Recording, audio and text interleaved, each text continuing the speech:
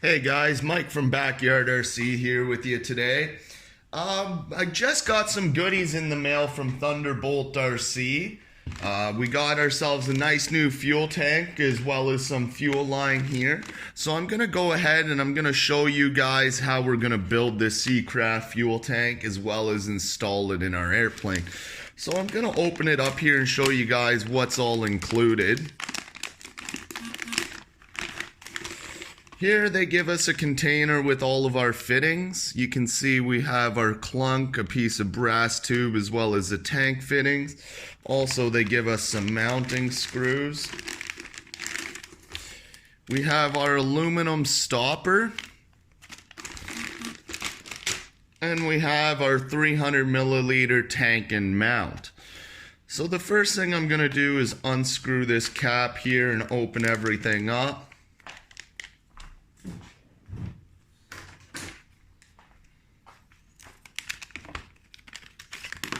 Get my stopper out.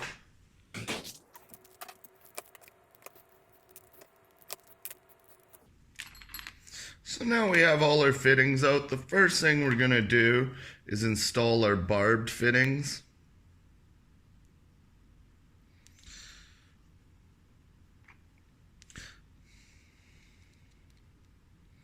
So we're going to bring those in with the washer through the back.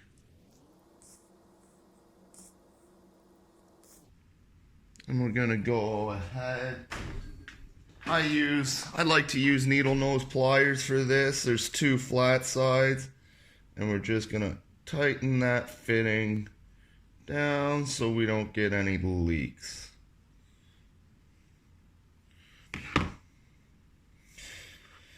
And now we're going to go ahead and install our second fitting here. Same thing.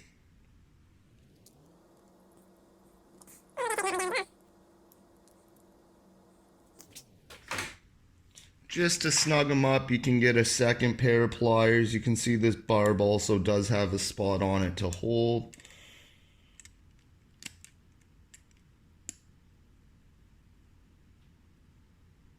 Just to make sure we got everything nice and tight. You don't want your fuel leaking into your fuselage.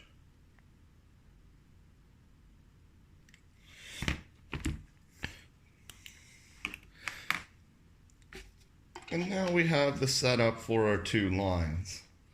The next thing we're going to do is we are going to install our overflow. I'm going to use this as a two-line setup up front. I'm going to have my fuel line as well as my fill line. I'm going to go ahead and I'm going to install this as my overflow in the top of the tank.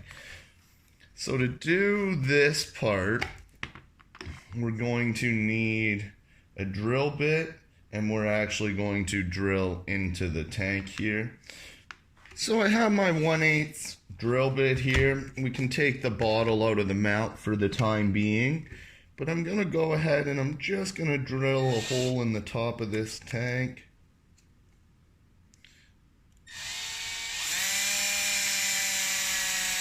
So now we have our hole drilled in the top of the tank. Just going to test fit this barb. Looks like I'm going to have to go one size bigger on the drill bit there.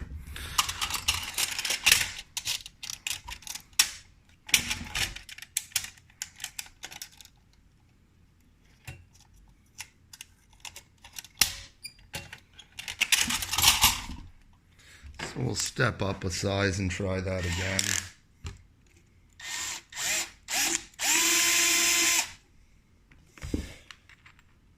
This is just a trial and error. I'm trying to get the right size so it's not too big. I don't want it too big, but I also don't want it too small because then it's going to give me a headache getting it in.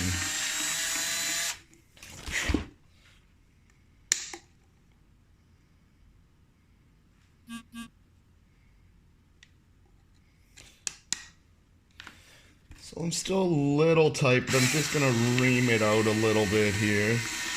I don't want to go too much bigger as I'm almost there. And that will do.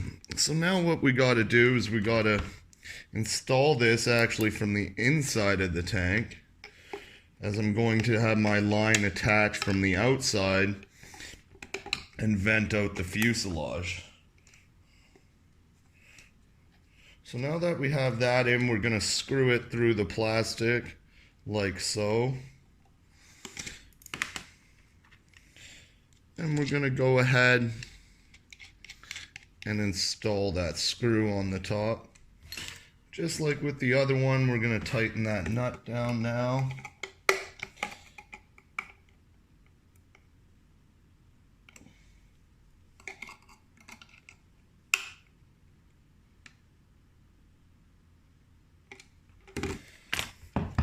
And now we have all our fittings installed. So the next thing we're going to do is we're going to get our clunk ready here. So we're going to get it onto our fuel tube, and this is going to give us an idea of the length we're going to need. So what I do, I like to drop my clunk in through the front, so it's at the bottom and the back of the tank, as you can see. And then I'm going to mark where I am on the front of the lip and pull that guy out. And we're going to go ahead and just cut our fuel tubing there.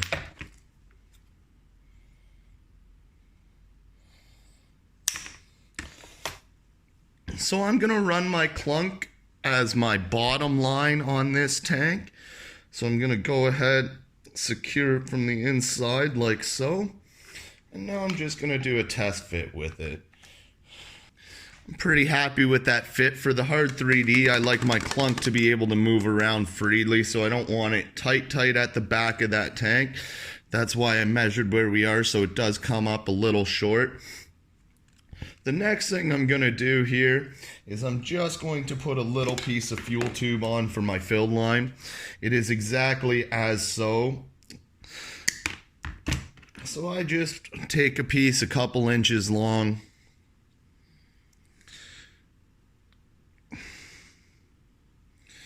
and I like to install it on.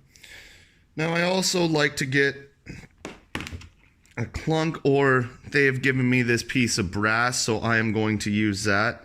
What I want this to do is go down towards the bottom of the tank as well.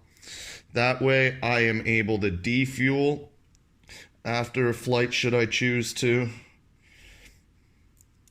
It's not necessary to put that in, but if you don't put a line on your fill, you can only fill, you can't defuel. So now we have that together. I'm going to go ahead and drop it back into the tank here. You can see how it's sitting, so we'll be able to defuel through that brass, and we have the clunk as our fuel line. And to finish this off, the next thing we do is just tighten on this aluminum cap. That locks everything into place. And now we're going to open up our tank mount here. So there are actually two pieces of two-way tape inside here that we're going to take off. And what that does is that'll lock our tank in the upright position. You don't want that overflow rolling around on you, as then you'll have fuel spilling out of your airplane. So we're just going to open those, get that two-way tape backing off. And now we're going to put our tank center with the barb up towards the top. So I'm just going to go ahead now, set that down in there, and lock that two-way tape on it by securing this Velcro strap.